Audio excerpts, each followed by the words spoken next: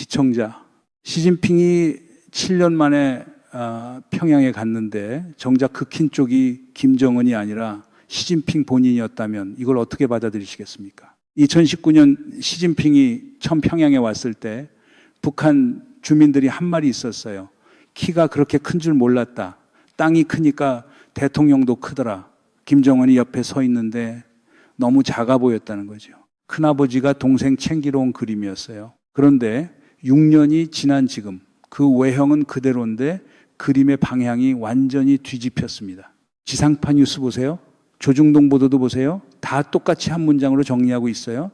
북중 밀착 강화로 한반도 안보 위협 증가. 이게 끝이에요. 그런데 이 한 문장에 갇혀 있으면 지금 동북아에서 진짜 무슨 일이 벌어지고 있는지 절대 안 보입니다. 작년 9월 베이징 전승절 행사 기억하세요? 그때 시진핑이 먼저 김정은에게 러브콜을 보냈어요. 김정은이 가겠다고 한 게 아니에요. 왜 시진핑이 먼저 손을 내밀었을까요? 그리고 이번 정상회담 공동성명에 하나의 중국을 북한이 명시적으로 지지했어요. 러시아도 안 한 걸 북한이 했어요. 공짜로 줬을까요? 표면에서 멈추면 안 됩니다. 동기까지 그리고 결과까지 한국의 어떤 새 좌표가 찍히는지 끝까지 따라가 봐야 해요. 박주희 탈북 기자가 한 줄로 정리해 준 게 있어요. 바쁜 놈이 우물 판다. 누가 우물 판 사람인지 그게 이 그림의 시작입니다. 오늘은 이 그림을 표면에서 동기에서 한국이 직면한 좌표까지 세 단계로 끝까지 풀어보겠습니다. 끝까지 보시면 시진핑 방북 사진 한 장이 왜 이재명 정부의 새 카드가 되는지, 그리고 보수 야권이 곧 들고 나올 친중 우려 프레임이 왜 이미 시대착오인지 둘 다 한꺼번에 보이실 거예요. 이건 단순한 정상회담 복원이 아닙니다. 시진핑 체제가 흔들리고 있다는 신호예요. 지상파 보도만 보고 있으면 이 구도는 절대 안 보입니다. 북중 밀착 네 글자에서 분석이 끝나니까요. 누가 누구한테 먼저 손을 내밀었는지, 그 정상회담 자리에서 누가 더 챙겨갔는지, 비대칭이 어디서 발생했는지 이런 질문들이 거의 전부 빠져 있어요. 이 부분이 빠지면은 지금 한반도 외교의 진짜 기회도 진짜 위험도 둘 다 놓치게 됩니다. 그러니까 한번 들여다봅시다. 표면, 시진핑 방북의 사실들과 북한 민생의 풍경, 동기, 시진핑이 왜 평양까지 사정하러 가야 했는가, 네 가지 압박이 동시에 누르고 있어요. 결과 이재명 정부가 직면한 새 좌표, 그리고 보수 야권의 낡은 프레임이 왜 이번엔 안 먹히는가. 이 세 층을 지나면 시진핑이 평양 비행기에 오르던 그 순간의 의미가 완전히 달라져 있을 겁니다. 먼저 표면입니다. 사실 관계부터 정리해야 동기 분석이 의미를 가져요. 시진핑이 평양에 간 건 2019년 이후 정확히 7년 만이에요. 형식상 이번 방북은 북중 수교 65주년 답방이라고 발표됐어요. 그런데 그 형식 뒤에 진짜 그림이 있어요. 작년 9월 베이징에서 항일전승 80주년 행사가 있었죠. 그때 시진핑이 김정은을 베이징으로 초청했어요. 누가 먼저였는지 똑똑히 기억해야 합니다. 시진핑이 먼저 보냈어요. 그리고 그 자리에서 김정은이 답방 초청을 했어요. 내년에 평양에 한번 꼭 오시라. 그게 이번 방북의 출발점이에요. 그러니까 외형은 답방이지만 시작은 시진핑의 러브콜이었습니다. 이게 외교에서는 굉장히 중요한 신호예요. 우리가 이재명 대통령이 외국 순방 가서 그 나라 대통령에게 언젠가 한국 와주세요 했을 때 그 약속이 실제로 빠르게 이루어지는 경우가 얼마나 됩니까? 거의 없죠. 그런데 시진핑이 보낸 러브콜은 1년도 안 돼서 평양 답방으로 돌아왔어요. 그 정도로 시진핑이 절실했다는 뜻이에요. 그 1년 사이에 시진핑을 절실하게 만든 변화들이 있어요. 첫째, 북한이 러시아한테 무기를 팔았어요. 최근 통계 보면 누적 약 28조 원이에요. 그냥 큰 숫자가 아닙니다. 한국 1년 국방 예산의 거의 절반에 가까운 금액이 북한에서 러시아로 흘러간 거예요. 그것도 단기간에. 둘째, 러시아가 그 대가로 북한의 군사기술을 이전하고 있어요. 정찰, 위성, 미사일, 정밀도, 잠수함, 민감한 영역들이에요. 이게 깊어지면 북한은 더 이상 중국이 관리할 수 있는 동맹이 아니에요. 셋째, 북한이 2023년에 정찰, 위성, 만리경호 발사에 성공했어요. 대륙간 탄도미사일에서 정찰, 위성까지 가면 거의 최첨단 진입이에요. 시진핑 입장에서 보면 북한이 핵하더니 이젠 위성까지 쏘는 그림이에요. 넷째, 코로나 시기 2021년부터 북중 무역이 거의 완전히 끊겼어요.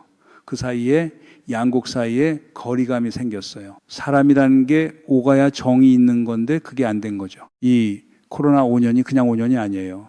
평양에서 단둥으로 다리 건너 오가던 그 일상이 멈췄어요.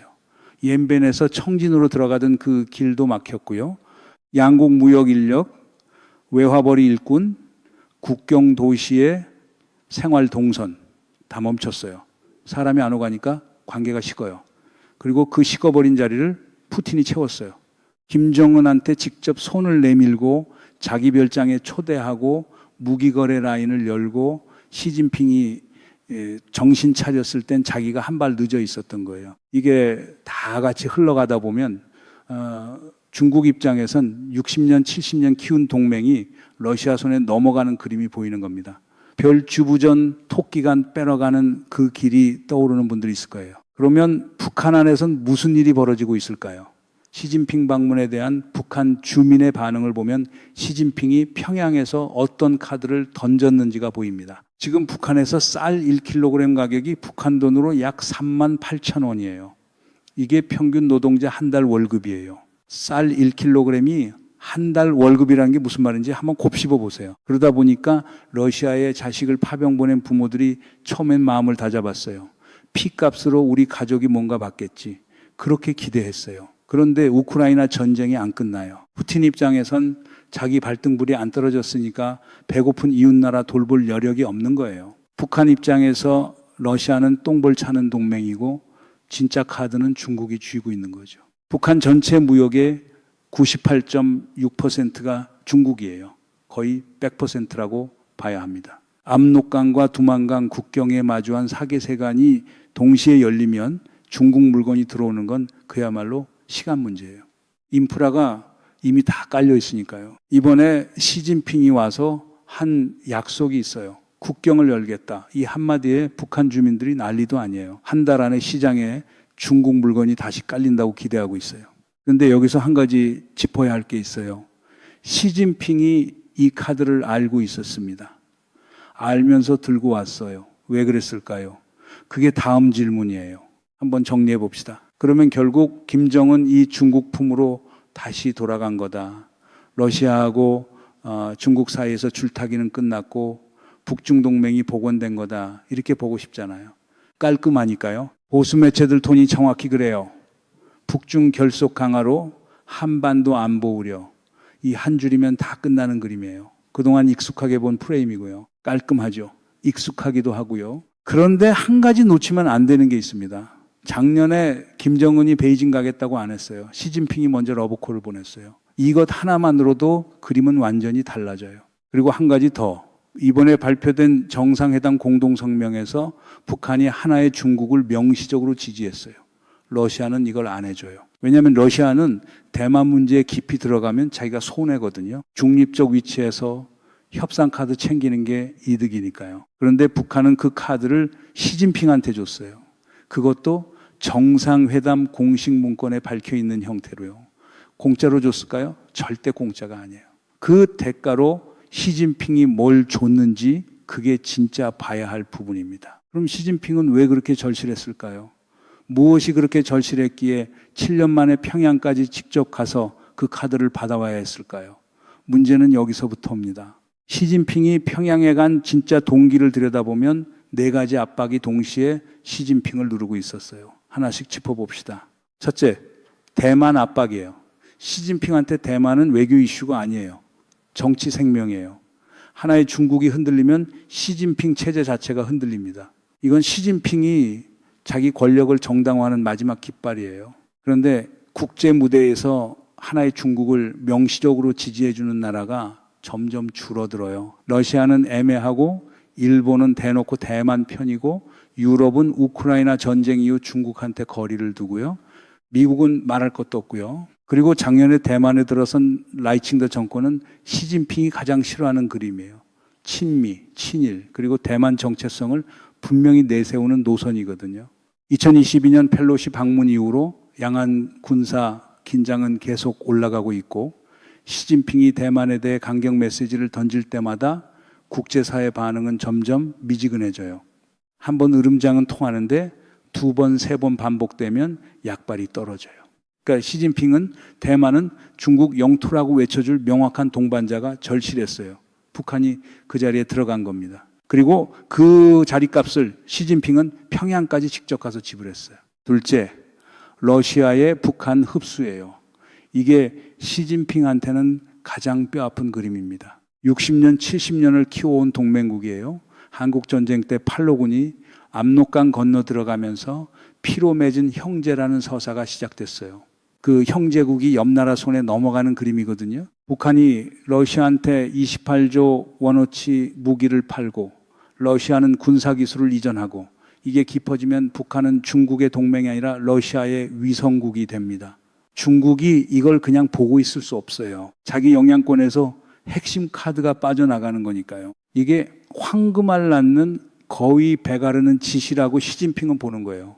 잠자코 있으면 거위 자체를 푸틴이 가져가는 그림이거든요. 셋째, 트럼프 변수예요.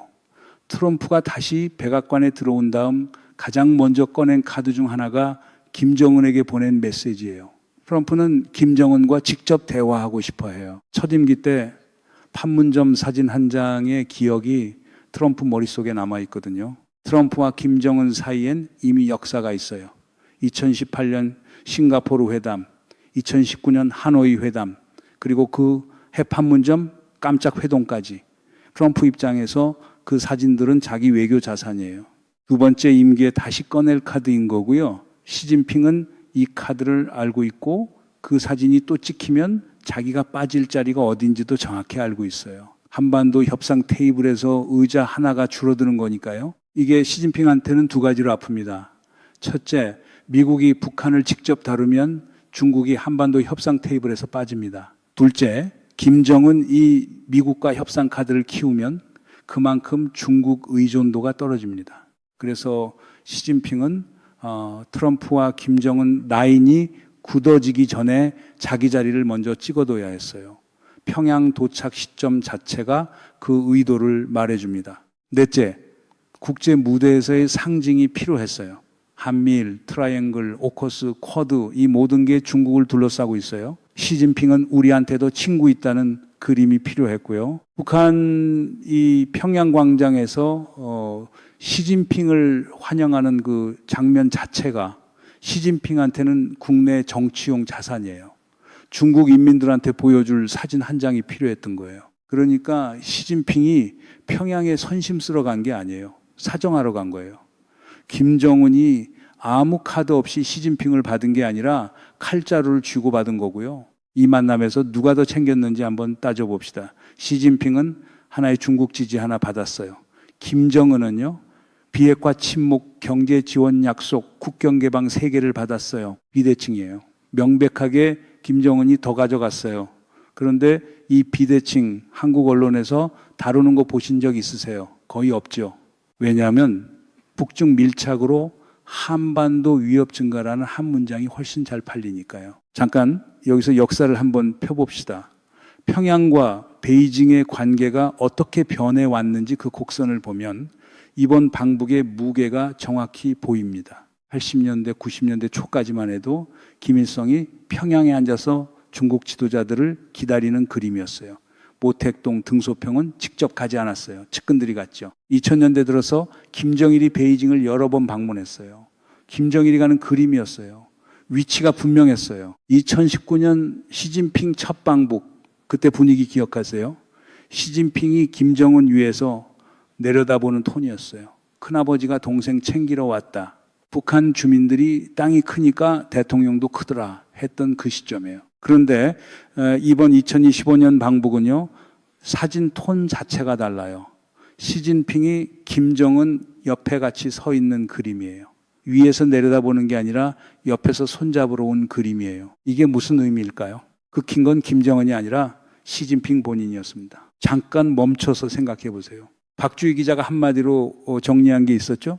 바쁜 놈이 우물 판다. 이번에 우물 판 사람은 시진핑이에요. 갈증 난 사람은 김정은이 아니었던 거예요. 양치기 소년이 외쳐도 마을 사람이 더는 안 나오는 그림이 있잖아요. 시진핑이 국제 무대에서 동맹 있다고 외쳐도 점점 응답이 줄어드니까 직접 평양까지 와서 그 응답을 확보해야 했던 거예요. 이건 시진핑 개인의 외교 실수가 아닙니다. 시진핑 체제의 구조적 압박이 표면 위로 올라온 사건이에요. 강해 보이려 할수록 실은 약한 쪽이 움직인 겁니다. 평양까지 직접 와야 했다는 사실 자체가 시진핑의 약함을 증명한 거예요. 그리고 이 약해진 시진핑 앞에서 한국은 어떤 좌표를 잡을 것인가? 이게 다음 질문입니다. 자, 이제 한국 얘기를 해야 합니다. 시진핑이 약해졌다는 사실이 이재명 정부에 무엇을 의미하는가? 첫째, 비핵화 협상의 구조가 바뀌었어요. 이번 정상회담에서 중국이 핵 문제를 통째로 뺐어요. 비핵화 언급이 공동성명에 한 줄도 없어요. 이게 무슨 의미냐 하면 유엔 안보리에서 작동하던 북한 비핵화 압력 메커니즘이 사실상 무력화됐다는 뜻이에요. 중국이 침묵으로 묵인하면 안보리 결의는 종이 호랑이가 됩니다. 이재명 정부가 어떤 새로운 협상 구조를 짤 것인가? 미국과 중국 양쪽을 다시 끌어들여야 하는데 그 첫 카드가 무엇이 될 것인가? 이게 첫 번째 좌표예요.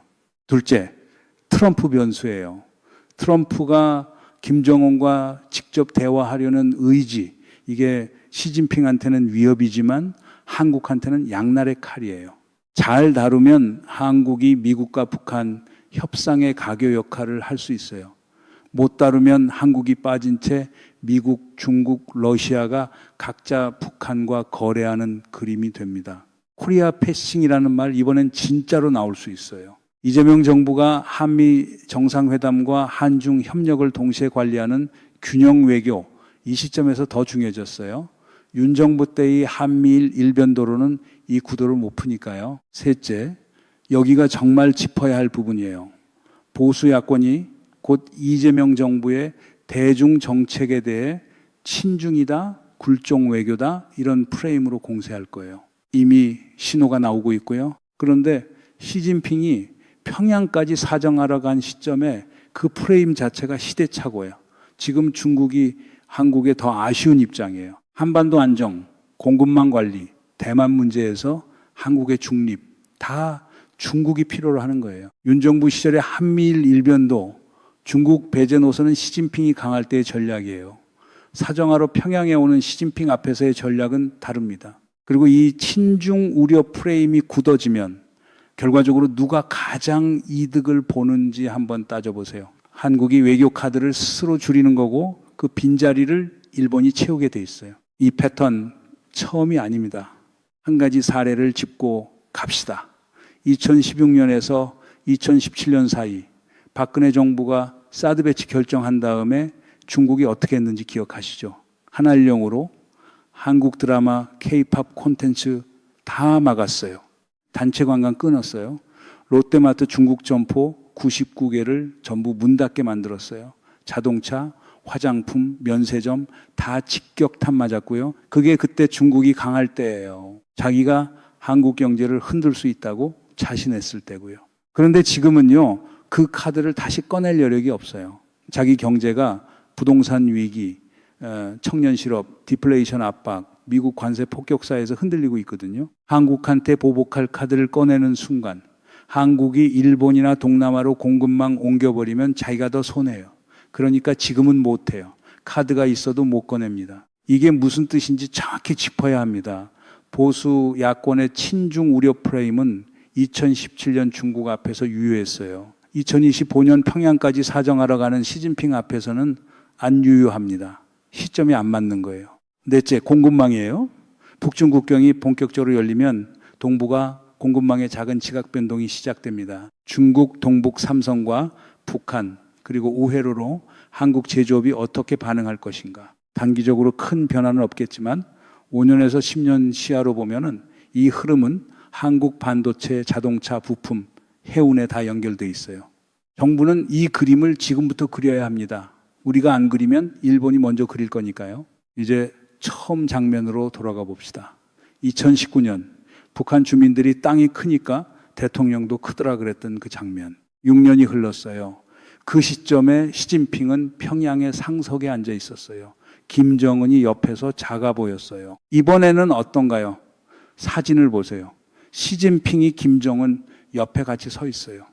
키 크고 풍채 좋은 그 외형은 그대로인데 그 사람이 걸어온 거리가 달라요. 처음에는 김정은 이 베이징까지 갔던 사이였는데 이번에는 시진핑이 평양까지 직접 왔어요. 외형의 크기와 실제 권력의 방향성은 같지 않습니다. 키 큰 큰아버지의 모습 뒤에 압박에 밀려 평양까지 와야 했던 한 지도자의 그림이 있어요.